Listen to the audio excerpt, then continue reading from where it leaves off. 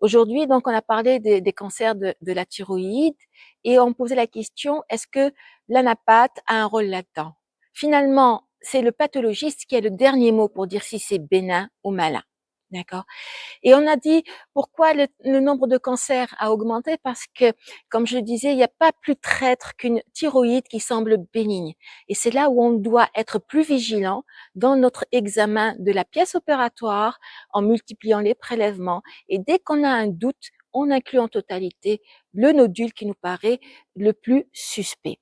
En fait, une fois qu'on a les lames d'histologie pour analyser, c'est pas aussi simple. Quand la tumeur est franchement maligne déjà à la radio, enfin à l'échographie ou à la cytologie, c'est des fois évident, il n'y a pas besoin.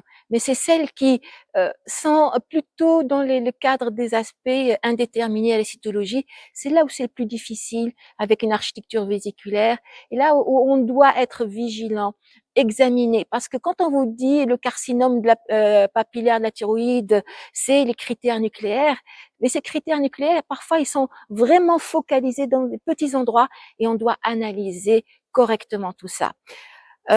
Maintenant, ça dépendra des critères cliniques, radiologiques et cytologiques, si il va être totalisant d'une thyroïde totale ou une résection partielle. Mais dans la thyroïde, on va pas faire comme dans les autres organes, enlever que la lésion qui nous intéresse. D'accord? Là, on est obligé d'enlever toute la thyroïde.